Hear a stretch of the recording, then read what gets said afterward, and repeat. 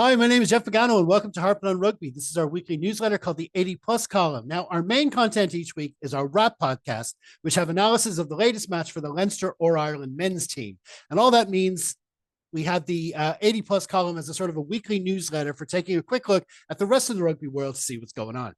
Now, before we start, I just want to quickly thank a commenter from last week. He goes by the handle Cam Colito. He's been a subscriber for just 4 weeks. He says, good stuff. Surprised you don't have more subscribers. They're always interesting chats. Well, thank you for that, sir. I have to admit, I haven't really been pushing this channel all that much. I tend to focus on the pods and then throw up stuff here to get people to the pod. But still, we'd all love to have more subscribers. So I'll try to push it a bit more in 2025. And for anyone else, if you're watching and you agree with them, maybe give me a hand spreading the word and sharing and whatnot if you can. Okay. Anyway, back to the task at hand. This video is about a feature which is called the Front Five, which is a selection of 5 eye-catching, egg-chasing quotes and links from around the rugby media landscape. As you see, I've got 5 headings lined up here. So let's crack on with this week's article, starting with this first one from extra.ie. It's by Martin Healy, and the headline reads, Pete Wilkins reveals Mack Hansen's fiery referee tirade was a complete surprise. Now, this is, of course, about what Mack Hansen said after the Connacht game at the Aviva Stadium just before Christmas.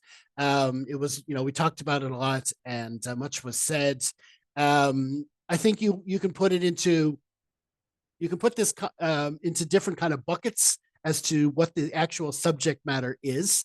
You can talk about, for that particular game, there was a lot of talk about an incident involving Jordy Barrett. It was a clear out he did that didn't look great on Bundyaki, and a lot of people thought that it should have been, there should have been sanctions.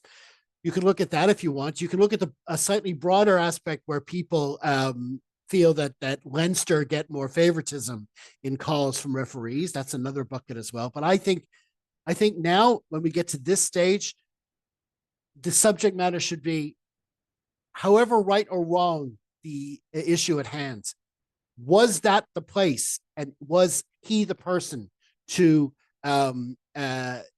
express those concerns? Okay, you could see him at the press conference. He was sitting there. He was like a coiled spring ready to jump, and he actually did jump. He actually I think he sort of interrupted Pete when he said it, and then he came out and he basically said, now, in fairness to him, he wasn't just talking about Leinster. He says this happens to us every week. Okay, he thinks it's against Connacht in particular. He says that we don't get the calls from the referee. So I won't say he's joining in on that Leinster thing, but still, the issue here is, can he, is he right to say it there and then? Is he right to say it publicly at all? They have channels. They have there's sort of back channels there for and there's procedures in place, protocols in place for if a club has an issue with a particular referee, a particular referee's decision, or even general refereeing. There's ways of doing it behind the scenes. Personally, I prefer they keep it there. I can understand how players are frustrated, and actually, that a time period right after a game. These guys are professional athletes. They've been running, giving it much. They've been competitive for like a couple of hours out there to pitch in public in front of thousands of fans. That particular time period is when their adrenaline and everything and any frustrations that have come with them off the pitch haven't had time to calm down yet. And that is the time where they're most likely to strike. So I think in that case, I think it's most likely they should know at this stage, because they're professionals, that is not the time to bring it up. So that's my particular opinion there. It took a while for this notification to come out that they're going to look at it. We'll see what happens, but I don't think there's any need to address it straight away. But by the same token, I think they have to do something. They have to review it. As I'm recording this, it's Wednesday morning. So I think the hearing is actually on this day. So we'll see what happens. By the time you're looking at this, there may already be a decision. But I'm just saying, I think it's right. They have a decision. I think they have to do something. If they don't, you'll have more players doing it down the line. And they really can't have that. A lot has been made about the way the referees are treated on social media. And suggestions like this, that there's any preference, leads to direct abuse from fans towards referees. We definitely don't want that. But there's other reasons as well. I think this is stuff that should be kept behind the scenes. We all have opinions on decisions made, particularly in rugby union, where there's a lot of wiggle room within the laws, and so I think it's really important that we keep those that the professionals keep those opinions. And I do appreciate that it isn't easy, but anyway, we'll see how that decision goes. The other thing I wanted to say about this is there was interesting variety of headlines elsewhere in the media rugby landscape. Jerry Thornley, a headline by Jerry Thornley in the Irish Times read, "Connacht's gripes with officials founded in something that feels real," which is really lending the support. Whatever he goes on to say in the article, however many points, just that headline is go, maybe he's right, Whereas South Africa Rugby Mag had a headline, "Hothead Hansen called to answer for his comments." So I just think there's a variety of opinion there. But anyway, listen, that's enough about that one. We're going to move on to our second article, which comes from the SA Rugby Mag. Actually, again, another headline from them. This headline reads, "Nienaber tipped for Ireland job." Now we have a feature every week called Clickbait of the Week, so I suppose this would definitely be a contender for that. In fact, I'd give it to it. Actually, it'd be a Clickbait of the Week because you think, Nienaber tip for Ireland job, then you go and you read the article, and it's someone from SA Rugby Mag was listening to an interview. I think it's on Off the Ball with Alan Quinlan, and this is the quote from Alan Quinlan. "I'm sure if he was available, if Andy Farrell was to step down or move aside, of course he would come into the conversation." So he's not tipped for Ireland job. The Ireland job isn't up for grabs at the moment. You're talking 2027 at the earliest someone would be taken over. That said, I do think it's worth just a little discussion on this, because you wonder, obviously any coach would a lot of coaches would love to come to Leinster. A lot of top coaches would love to come to Leinster. I know that sounds big-headed, but it's true. It is one of the most sought-after positions. So when Stuart Lancaster left, it was, there were going to be big names sort of in the mix, and you can't get much bigger than someone who's been involved in, 2 World Cup wins. So, but he too has to think of his future. So all I'm saying here is I do think that Irish rugby does have a tendency to, in attracting people to a coach here, offering them a next job as well, the stepping stone principle. I'm not in favor of that. I don't like that, because when you say, listen, if you come here, you maybe not fully guarantee the job down the line, but you'll definitely be top contender in 2 or 3 years. And so much can change in those 2 or 3 years. Other contenders can come along. Something can happen to the person you've offered the job to. Things can happen. You shouldn't be making those promises.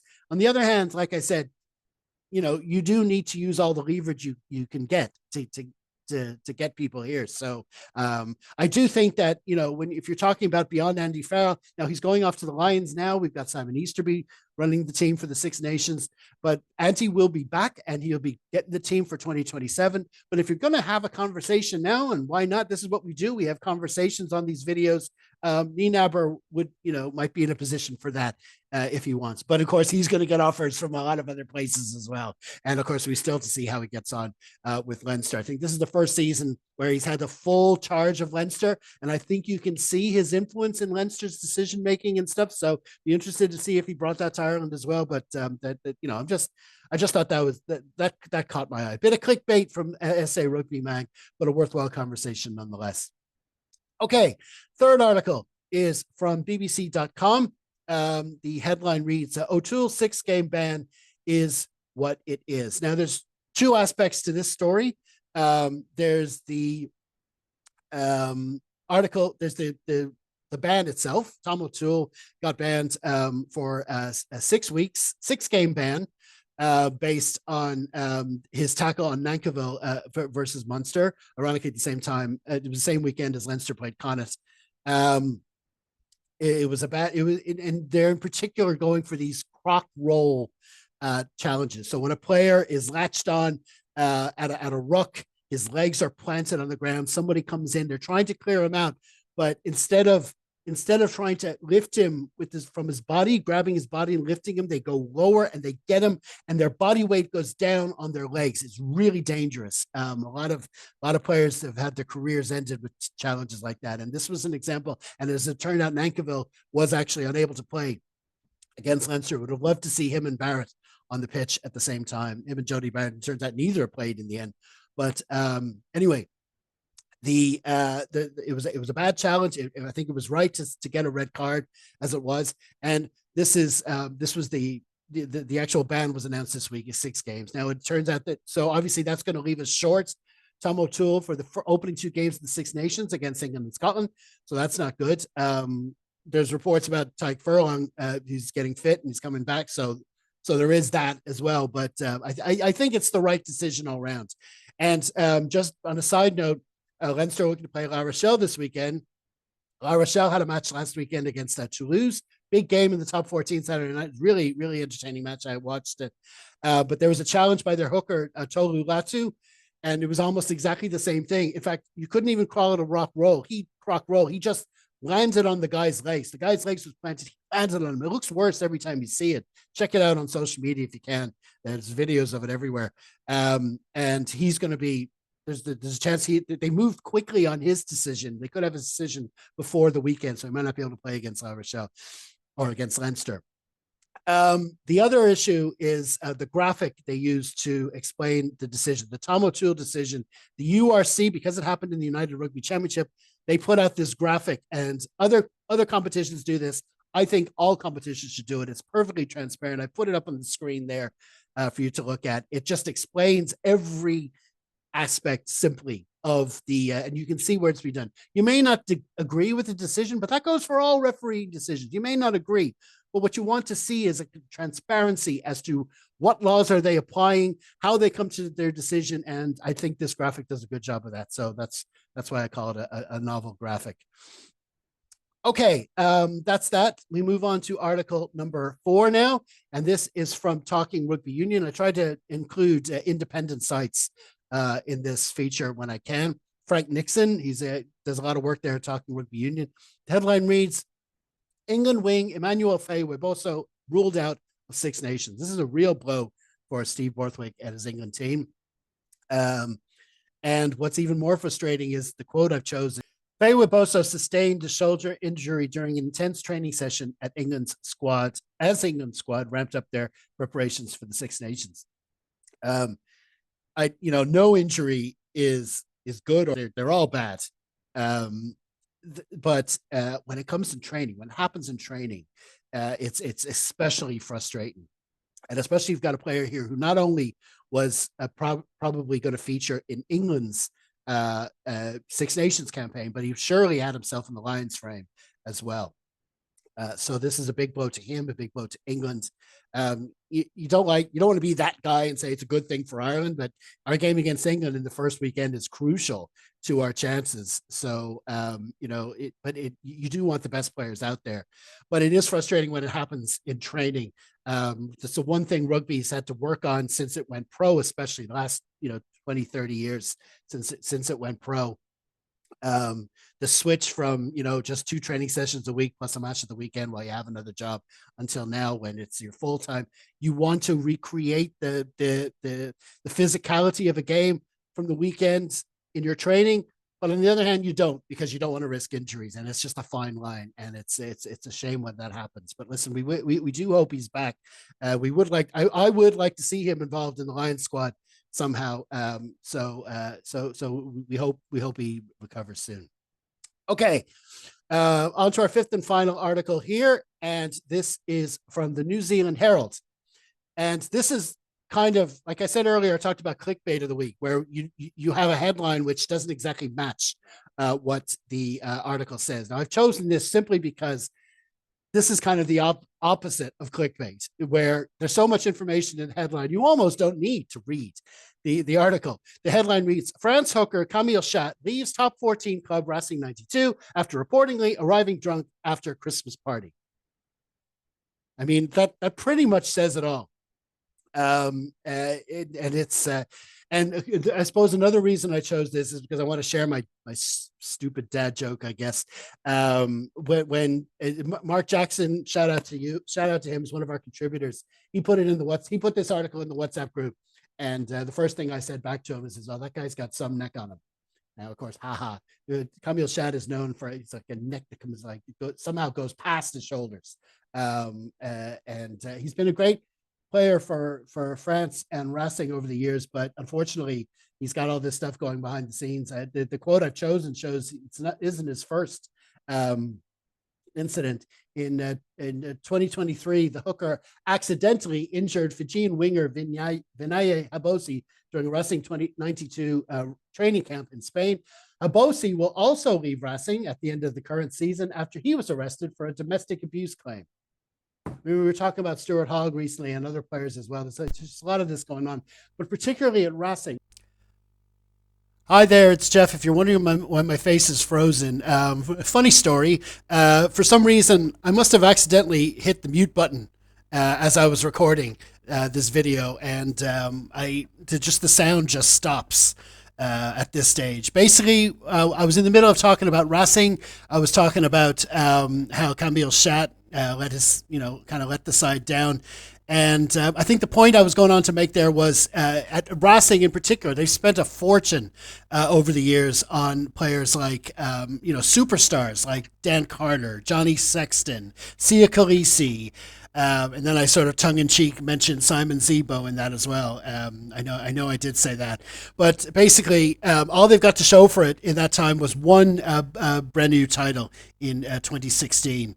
They've got an amazing new stadium as well. It's not new anymore, but it's a stadium with a big screen that can be seen from space. They put all that investment in, and only one title to show for it. I also pointed out that although Sexton, the one title they did get was the year after Sexton left. He came very close to a title there. He did. He was in the semifinals against Saracens, and he went off the pitch and Racing were leading.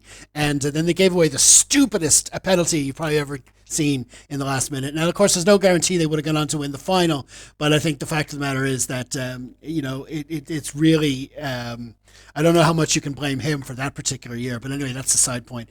But overall, Racing are a big club, a lot of money. They're based in Paris, so they're supposed to, they have big budgets, and they've had no success. And when you look at this kind of culture going on behind the scenes, it's possibly no surprise. That's my point. And that completes this week's Front 5. Remember, we do a lot of other regular features on our 80 Plus column. You'll get all the Front 5 links, of course. Plus, there's the Leinster injury update. And I pick a possible Leinster 23 for our trip to La Rochelle. I did it last week as well, but I've done another one after the report for this week.